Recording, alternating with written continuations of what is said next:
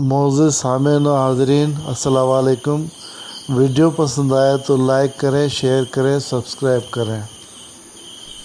اور اپنے آپ کو تو نے غفلت میں ڈال دیا تو تو ناکام ہے۔ تیری کامیابی بھی تیرے اندر ہے اور تیری ناکامی بھی تیرے اندر ہے، باہر سے اس کا تعلق ہی کوئی نہیں ہے۔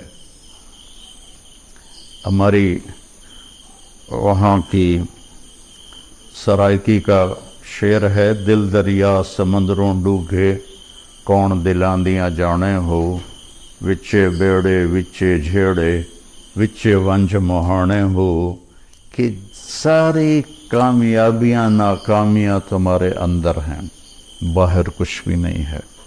11 قسمیں اللہ اٹھائے۔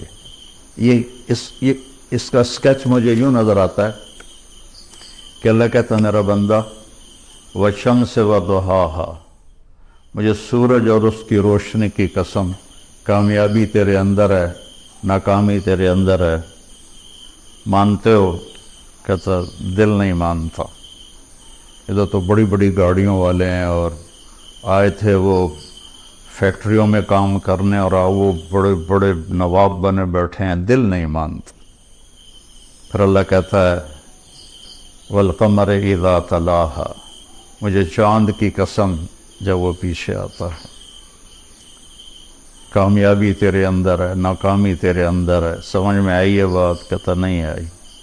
تو پھر اللہ قسم اٹھاتا ہے وَاللَّيْلِ إِذَا يَغْشَاهَا، مجھے رات کی قسم جو چھا جاتی ہے، کامیابی تیرے اندر ہے، ناکامی تیرے اندر ہے، اب مانتے ہو کہ نہیں مانتے؟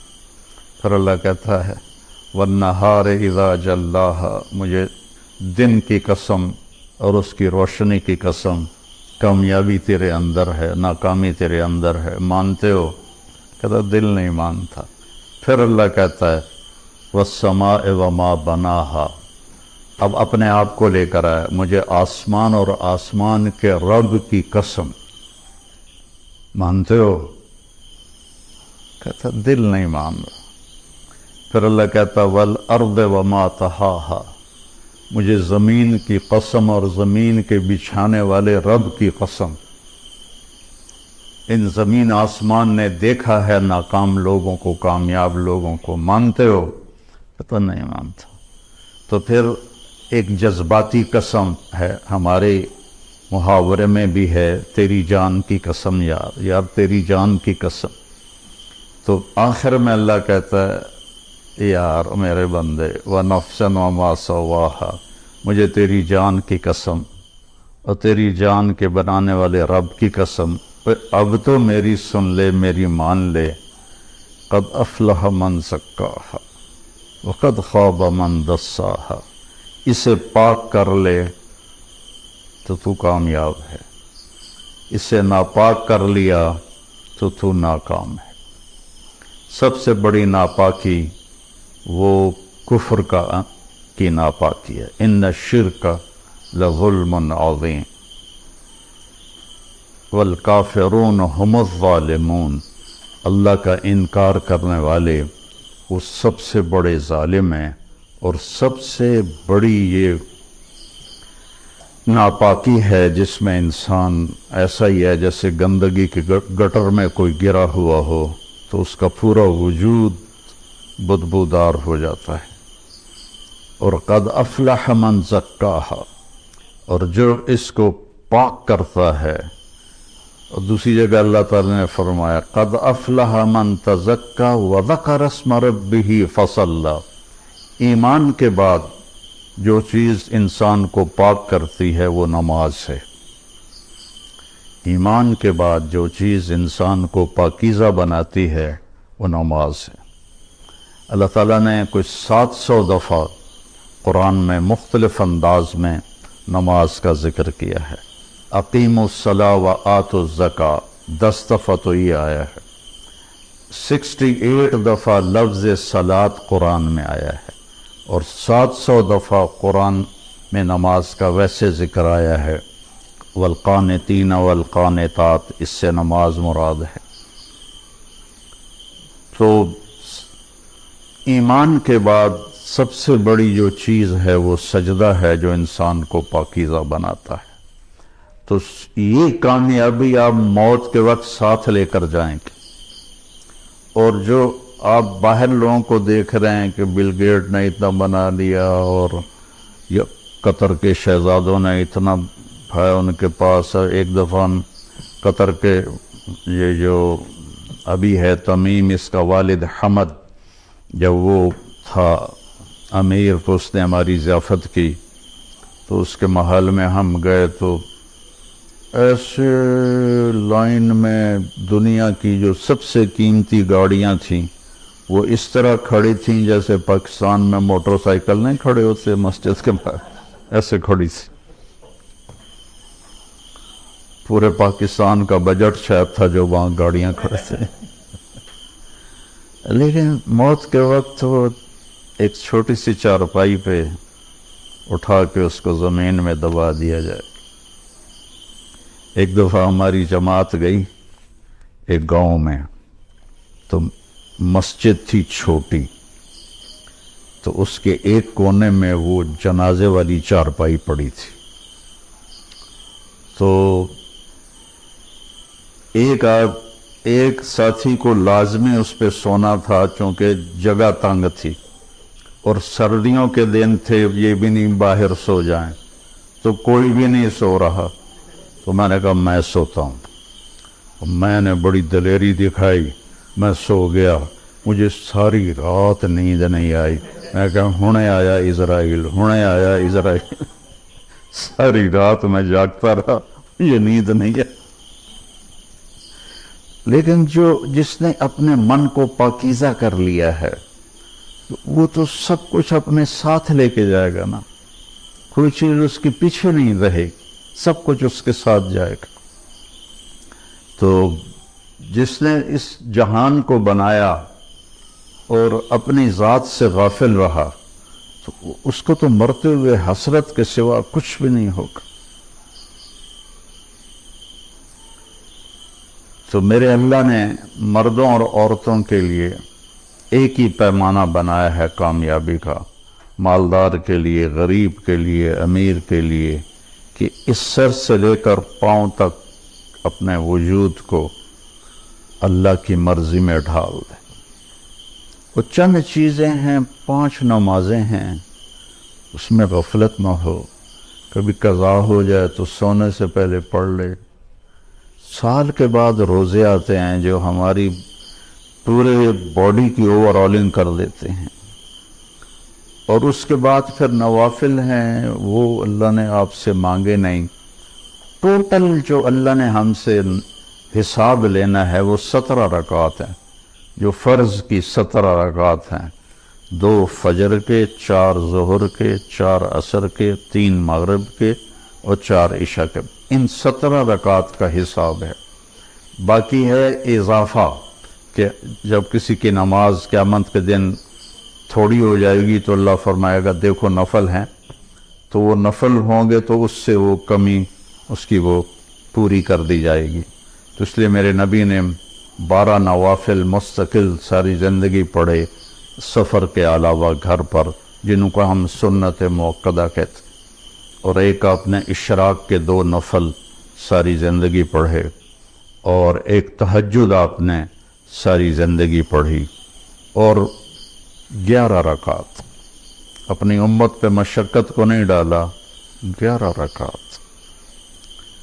عبادت کی کثرت مطلوب نہیں ہے، اچھے اخلاق اور لوگوں کی خدمت و محبت اور ان کے لیے خیر خواہی یہ مطلوب ہے. آپ مسجد میں بیٹھے تھے تو آپ نے فرمایا اس دروازے سے ایک جنتی آنے والا ہے. تو ایک انصاری صحابی مدینے والے، وہ اتنے نامعلوم ہے کہ ان کا نام کسی حدیث میں نہیں آیا. ان کے ہاتھ میں جوتا تھا اور داڑھی میں وضو کا پانی تھا. وہ آ کے بیٹھ گئے، کسی نے بتایا بھی نہیں کہ تیرے بارے میں اللہ کے نبی نے یہ کہا. اگلے دن آپ اسی مجلس میں تھے تو آپ نے فرمایا اس دروازے سے ایک جنتی آ رہا ہے. تو وہی صحابی جو کل آئے تھے اور اسی शक्ल में, जूता हाथ में, दाढ़ी का वज़ू के पानी से वो पानी, वो आके बैठ गए। तीसरे दिन आपने फरमाया इस दरवाजे से एक जन्नती आ रहा है, फिर वही सहाबी। तो इस मजलिस में एक सहाबी हैं जो 3 दिन से बैठ रहे थे, उनका नाम है अब्दुल्ला बिन आमर। तो जितने सहाबा मेरे नबी के थे, 1.5 लाख या 2 लाख, कोई किसी ने गिने तो है नहीं, अंदाजा ही है, उन तमाम सहाबा में ये सबसे ज़्यादा इबादत करने वाले थे। इनसे ज़्यादा कोई इबादत वाला नहीं था। सारी रात तहज्जुद पढ़ते थे, सारा दिन रोज़ा रखते थे और 24 घंटे में एक कुरान ख़त्म करते थे। ये किसी में ताकत नहीं थी। इनके बाप ने शादी की तो बेगम से कहने लगे मैं 2 नफल पढ़ लूँ, और नमाज की नीयत बांधी और चल सो चल, चल सो चल, चल सो चल। कई घंटे गुजर गए तो उसकी बेगम ने कहा इसको तो लगता है मेरा ख्याल ही कोई नहीं। उसने भी वज़ू किया और उसने भी पीछे नमाज की नीयत बांध ली। तो जब सुबह फजर के बाद बाप ने पूछा अमर बिन आस रज़ी अल्लाह अन्हु, बेटा रात कैसे गुजरी? कहा जी अल्हम्दुलिल्लाह नफलों में गुजरी। को तेरा सत्यानाश हो, मैंने तेरी शादी इसलिए की थी कि तेरी रात नफलों में गुजरे। जाके अल्लाह के नबी को शिकायत की उन्होंने कि इसका ये हाल है। तो वो इस लेवल की उनकी इबादत थी। तो उनको ख्याल आया ये मुझसे ज़्यादा इबादत करता है। 24 घंटे तो सारे मैंने फुलफिल किए हुए हैं, तो इसके 25 घंटे हैं, तो मैं देखूंगा ये क्या करता है। तो अगले दिन वो उनके पास चले गए और कहने लगे चाचा जान मेरे अब्बा मुझसे नाराज़ हैं, तो मैं 2-3 दिन आपके पास गुजार लूँ? उनका बेटा बिल्कुल ज़रूर आ जाओ। तो वो अब इशा के बाद वो जल्दी से उन्होंने चादर ऊपर ली और उसमें थोड़ा यूं सुराख बना के ना उनको देखने लगे कि अब ये क्या करिश्मा करते हैं। वो सारी रात का लंबा सजदा करेंगे या सारी रात का रुकू करेंगे या सारी रात रोते रहेंगे, क्या करेंगे? तो ऐसे देख रहे। वो आए और सोने की दुआ है रात की, अल्लाहुम्मा बिस्मिका अमूत व अहया। उन्होंने दुआ पढ़ी और थोड़ी देर बाद उनके खराटे शुरू हो गए। अब ये इंतज़ार कर रहे कि अभी उठेंगे, अभी उठेंगे, अभी उठेंगे, हत्ता कि फजर की अज़ान हुई और ये इंतज़ार इंतज़ार इंतज़ार, और वो अज़ान पे उठे। तब ये हैरान परेशान हो गए कि ये चाचे ने तो 2 नफल तहज्जुद भी नहीं पढ़े, तो जन्नत की बशारत कहाँ से मिल गई? अब अल्लाह के नबी की बात भी गलत नहीं हो सकती। और आगे चाचा जी का भी अमल कोई नज़र नहीं आ रहा, सारी रात सोता पे है। तो उन्होंने कहा अच्छा एक रात और देखूंगा। अगली रात इशा के बाद उन्होंने वही काम किया, चादर ऊपर ली और ऐसे करके बेचारे कितने थके होंगे, यूं करके देख रहे। वो आए अल्लाहुम्मा बिस्मिका अमूत व अहया और औ गए।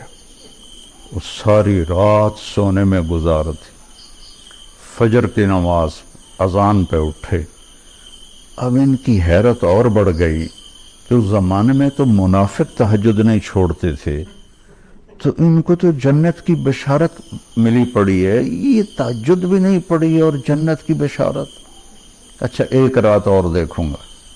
फिर तीसरी रात वही तमाशा उन्होंने किया, उन्होंने भी वही तमाशा किया, सेम उन्होंने अपनी सोने में रात गुजारी, ये उनको चेक करने में लगे रहे।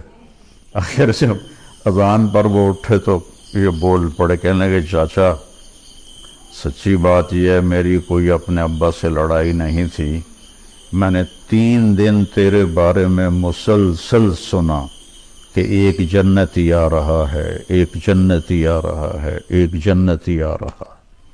अल्लाह के नबी ने तेरे बारे में फरमाया, तो मैं देखने आया था کہ آپ کیا کرتے ہیں؟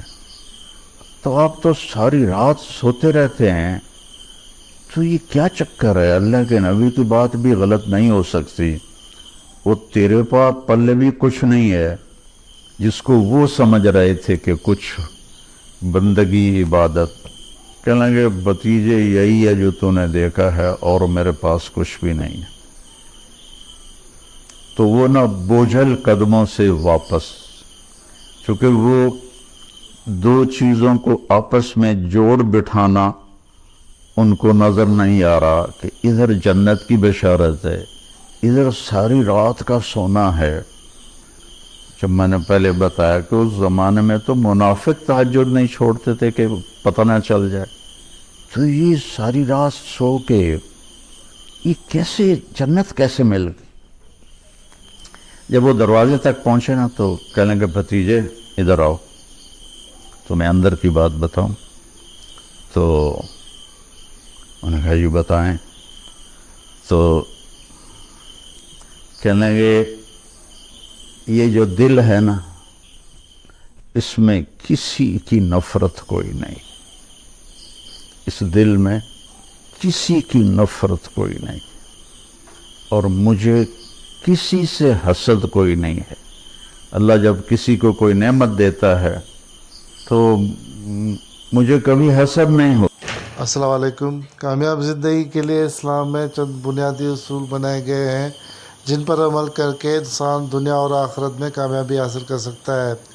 ایمان اور تقوی۔ اسلامی تعلیمات میں ایمان اور اللہ کا خوف کامیابی کی بنیاد ہے۔ اپنے دل میں تقوی پیدا کریں اور اللہ سے قریب رہیں۔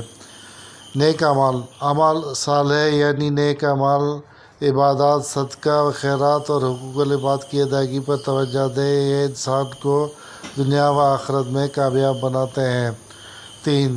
علم کا اصول۔ علم کی جستجو کریں اور ہمیشہ اپنی اصلاح اور ترقی کے لیے سیکھتے رہیں۔ علم کا اصول قرآن و سنت میں بھی بہت اہمیت رکھتا ہے۔ صبر و شکر۔ مشکلات اور نعمتوں پر صبر و شکر کا مظاہرہ کریں۔ صبر کرنا اور اللہ کا شکر ادا کرنا کامیابی کی طرف لے جاتا ہے۔ اخلاق حسنہ۔ اپنے اخلاق کو بہتر بنائیں، سچائی، ایمانداری اور دیانتداری کا مظاہرہ کریں۔ اچھے اخلاق انسان کو اللہ اور لوگوں کے قریب کرتے ہیں۔ حقوق العباد کی ادائیگی۔ اپنے ارد گرد لوگوں کے حقوق کا خیال کریں، والدین، اہل و عیال، پڑوسیوں اور محتاجوں کے ساتھ حسن و سلوک کریں۔ عبادات میں استقامت۔ نماز، روزہ اور دیگر عبادات میں باقاعدگی اختیار کریں۔ ماشاء اللہ طارق جمیل صاحب